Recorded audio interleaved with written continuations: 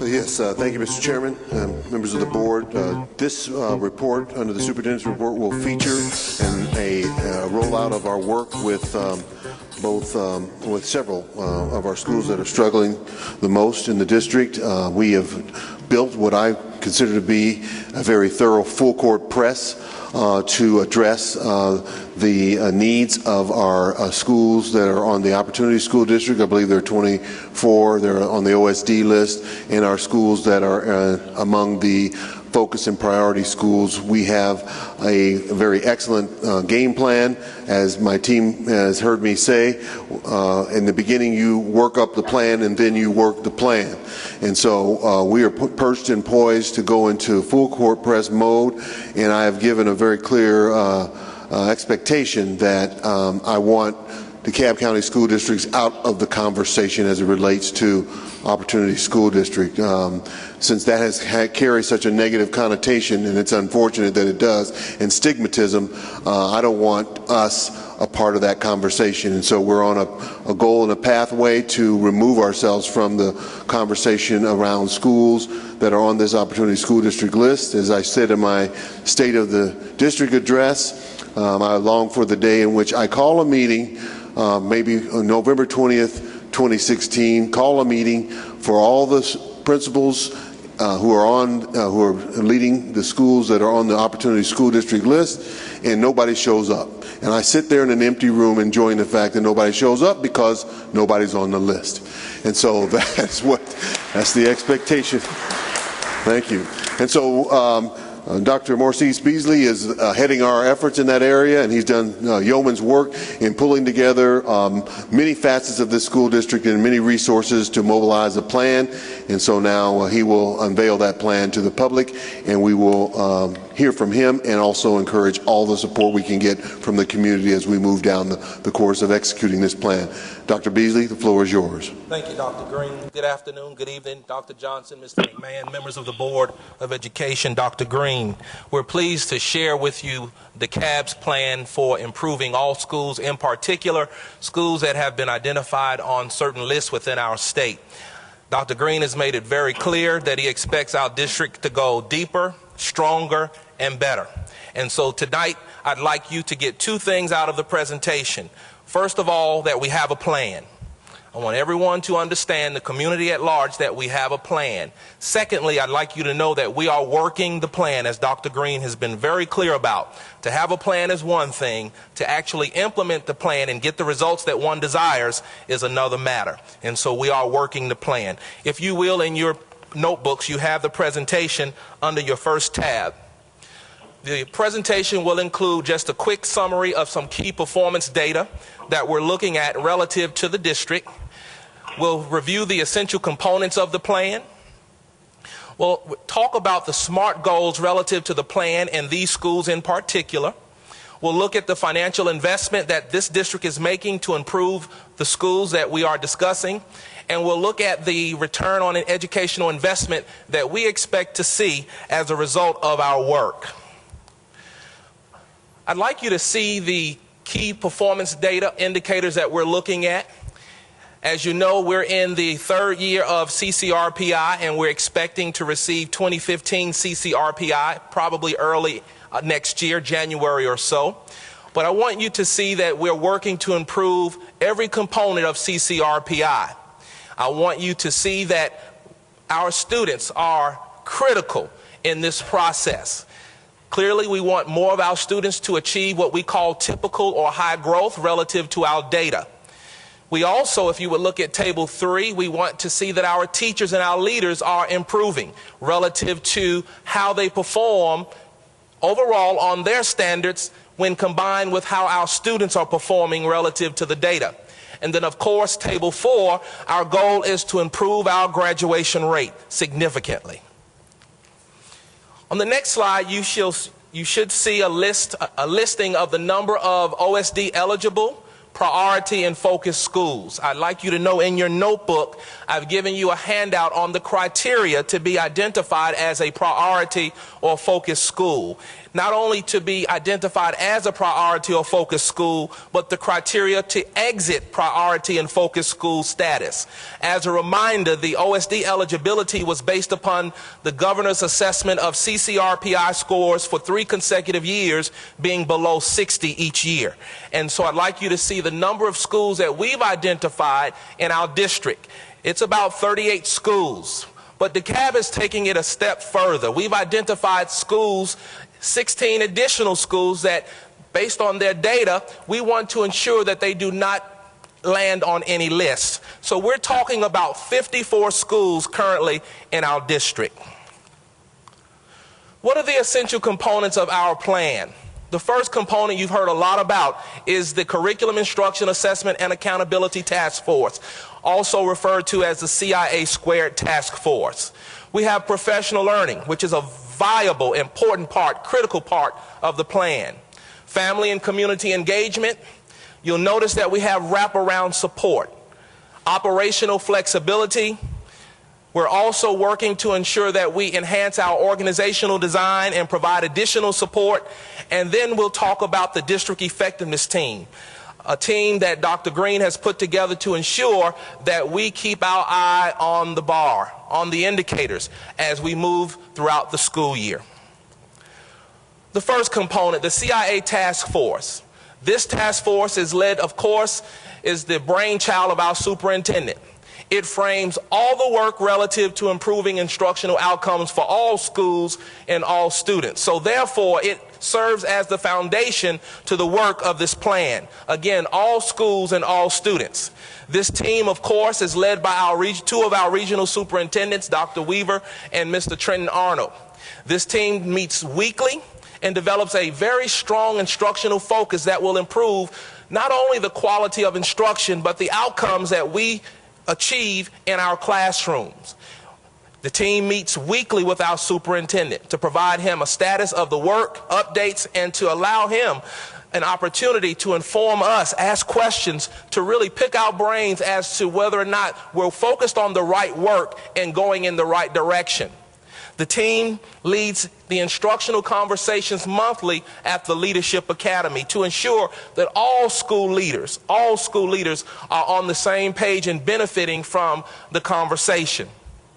You should know that as a result of this work, the months of September and August were excellent months when this team and the cabinet and many central office administrators and support personnel visited almost 800 classrooms just to determine whether or not teachers, students were benefiting from the use of the curriculum. And it was observed that in over 90% of those classrooms, there was evidence that that curriculum was in play. Clearly, the regional superintendents thought that the 10% needed to be addressed, and during the September Academy, they met with principals to ensure that we fill that gap in. Dr. Green also introduced the rigor meter, as was referred to by Mr. McMahon during the work session today, and our principals and teachers and many other groups, that rigor meter is informing all of our work across all divisions and all initiatives. The work will continue throughout the year because the goal is to ensure that we go deeper, stronger, and better, and get better.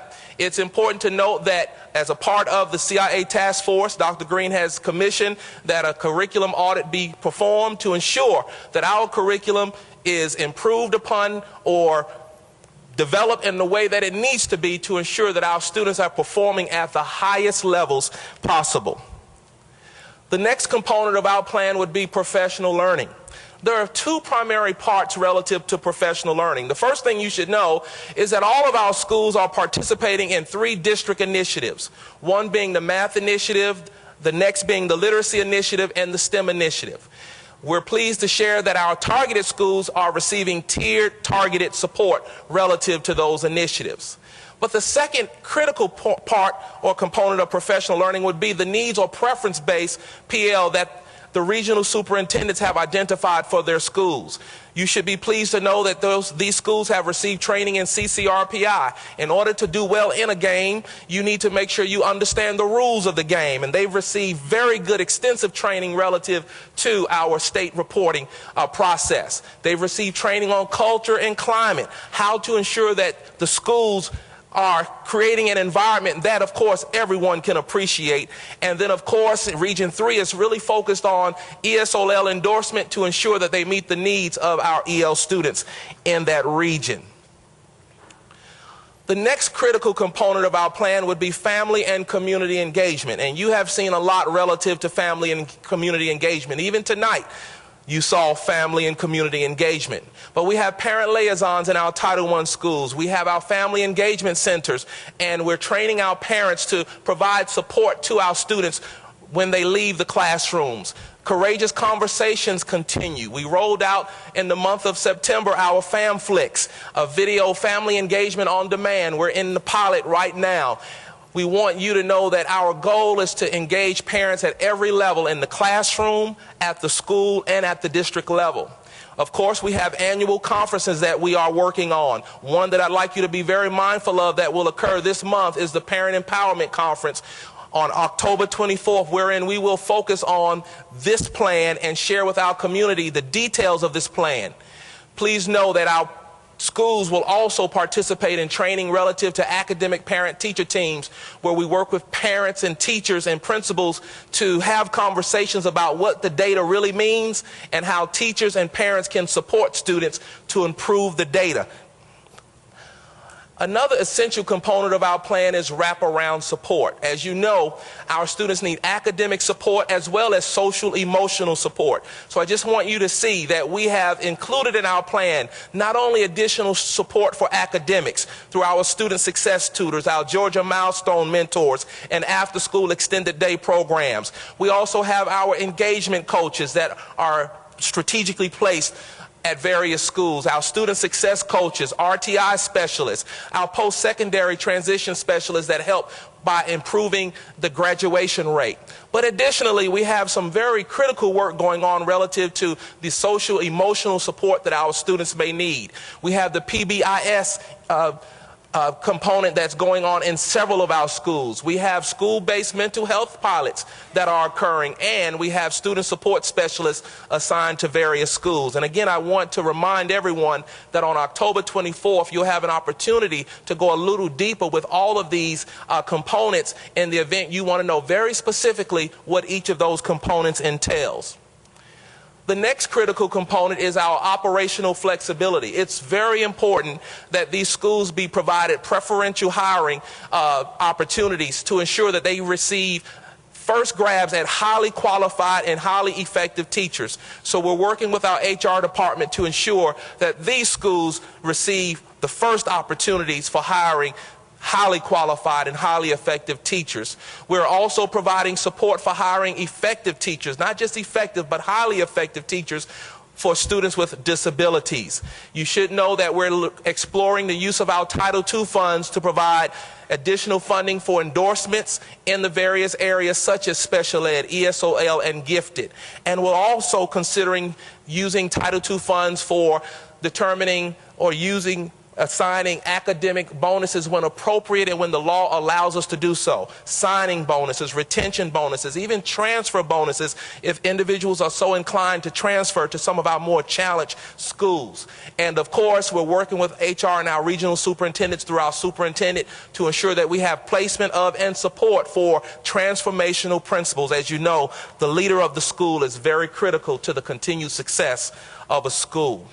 The next area of improvement in this plan is the organizational design enhancements and support. And basically, in a nutshell, what we're doing here is looking at the allotments that have been afforded to each campus, working with the regional superintendents to maximize those allotments, and also to ensure that if there are some repurposing opportunities, that we engage in those repurposing opportunities. We're working to establish university partnerships. We're working to identify individuals that can serve on a rapid response team that can be mobilized to the schools if we identify a critical issue or concern that needs to be addressed immediately. And of course, we're working to identify external service providers who will provide ongoing support to our schools based upon the groupings that we have based upon their needs. They may provide support relative to teacher content development, assessment, or even pedagogy. They can also provide support to the school's leadership team. Now, we have shared several critical components of our plan.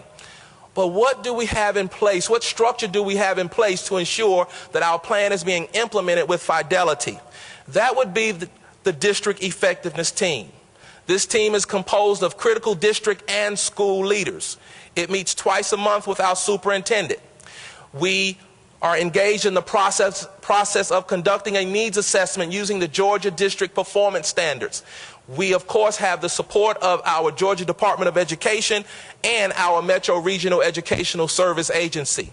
We identify at our meetings action steps that are critical towards improving and supporting schools. We ensure that the work is aligned to the strategic plan. We also ensure that actions that are necessary are taken to improve all CCRPI formative indicators. It is our contention that when CCRPI data is released by the Georgia Department of Education, we should already know the status of our district. And so every indicator is assigned to a critical lead for monitoring the formative data that feeds into that indicator. And of course, as I've already shared, that team will be critical to identifying concerns and issues that require the rapid mobilization of a support team and resources to our schools. I've identified here some SMART goals that the regional superintendents thought were appropriate for these schools. But I want you to know that our goal is to exceed all of these SMART goals. Now, you should know that our county is making a significant investment in just these 54 schools. So I'd like you to see that right now, and this is an estimate, we are making an investment of almost $470 million in these schools. You can see the various areas on the screen, on your presentation, on the slide. But our board is committed to improving these schools, and that's why it's so important that we achieve the outcomes, because that's a significant investment in improving schools. Therefore, we expect significant outcomes. In that vein, I want you to see the return on educational investment. While the plan itself has SMART goals, Dr. Green was very clear. He said, Dr. Beasley, what will be the return on educational investment? And so we went back to the team and we looked at the strategic plan, and basically, even though we have SMART goals for those 54 schools, we identified some returns, if you will, that will impact the entire school district, or that reflect the entire school district. So we've identified some returns for you. I can say that oftentimes this is the most difficult part of the plan, really looking at the data and trying to come up with what would those reasonable expected outcomes be. But I want you to know that we believe that we've captured the expectation that our district improve every year. Our superintendent is very clear that he wants teaching and learning to improve, and he wants the DeKalb removed from the conversation about OSD eligible, priority, and focused schools. That is our charge. That is his expectation. And our team is doing everything within our power and within our training and experience to ensure that we support our schools and remove every school from any list that exists other than a high-performing list. I'd like to remind everyone as I close that on October 24th, there will be an event for anyone to come and learn more about our plan. It will be held at Columbia High School from 9 to 1 p.m. Thank you, Dr. Green, for the opportunity. Is there any discussion? Dr. Marley? Just want to say that most certainly this is most certainly a very comprehensive program, and Dr. Beasley, thank you very well presented. Dr. Green, most certainly thank you all for the efforts here. This shows that we're making children our #1 priority, and not that we haven't been doing so in the last 2.5 years. I think that we're on that continuum to make sure that things go in the direction that they need to go, putting our money where our mouth is.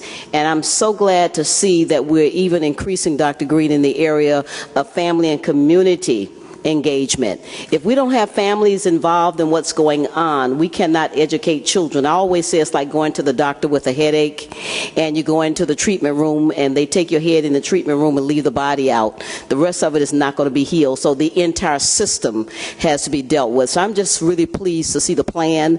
I've been very pleased all day with the different plans that we've gotten. So I want to thank your team and all of you all for the job that you have done in putting it together. And I like to see things in paper.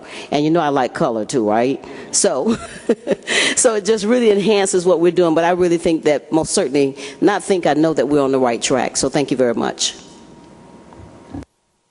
Mr. Orson.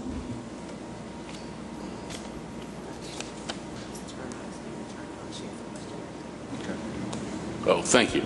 Dr. Green, Dr. Beasley, I want to thank you for having a plan of action. I mean, it would be so easy for us to just complain, not be happy about it, but the fact that you not only have a plan of action, but one that goes above just the immediate schools that are on that list, I think is absolutely brilliant and absolutely the right thing to be doing for our children. You know, I don't think that's the course every other district is following, but you know, we're jumping in and we're addressing the problem. And if people, to Mr. McMahon's comments earlier, don't know that there's a new day in DeKalb, this, I think, is demonstrable proof, because also in this plan, what I appreciate, and Dr. Beasley may know what I'm going to say from our past conversations, there's measurable improvements in here. You are holding all of us accountable for the results, not just a generalized notion we're going to get better, but what that improvement's going to look like. And that is how we're going to foment real, sustainable, long-term change and improvement for all students in DeKalb County. So I just want to thank you both for the brilliant work on this, and your whole team that's working with you. Thank you, Mr. Orson. Vicki, Mrs. Turner? Yes, thank you, Dr. Johnson. I just wanted to echo the sentiments that have already been expressed. Thank you, Dr. Green, for a well-thought-out plan and great implementers with Dr. Beasley and the team. I had a question, and that is, have you laid out a prospective calendar for the district-wide, the schools that you will be coming to roll out this kind of prospectus? If I'm correct, I wrote down that you have a date down for October 24th at Columbia High, and I wanted to know, have you laid out a foundation for the next school, and how are you selecting those schools? If I heard your question correctly, Ms. Turner, the October 24th event will occur at Columbia High School. We strategically decided to hold the events at schools that were on the list.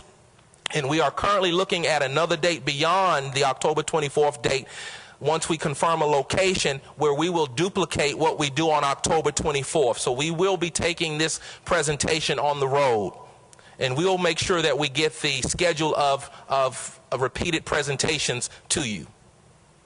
Okay, that answers my question. Thank you. Very good. Ms. Daniel, you have a comment? Okay. I think what you presented was very well, you presented it very well. And I love the fact that you are adding schools that aren't possibly on the list, but they might be down that road. I think it's great that you're including all these schools and just all their families too, because in order to have a child that's doing well in school, their family has to be committed with them. So I think that's great. Thank you. Thank you very much, Ms. Daniel. You sure you don't want to be a full-time board member? Thank you. No further comments. Mr. McMahon, followed by Mr. Jester. Thank you, Chair. This question may be a little premature, but when of the schools that we've identified, and I know every school is going to improve and will collaborate, and school improvement plan. How is the communication with the school? Is it did we receive their list of what we need, or did we tell them? Or can you give me a little bit of the dialogue between us and our schools, and how that communication was created, and then the conversation, and then moving forward? If I may, Mr. McMahon, as a matter of fact, we started this plan, writing this plan, back in the spring, and the first thing we did was a needs assessment where we actually visited every campus, and we had a conversation with the principal as to where they were, what they thought they needed, etc. It was really the regional superintendent's plan. Each region had a plan, and they decided that it would be smarter and more strategic on our part to bring their plans together in alignment, and of course with the strategic plan. So it's a grassroots effort, and it started with those conversations with every school. Mr. Jester. And have we identified all the roles of personnel that we need to make this happen?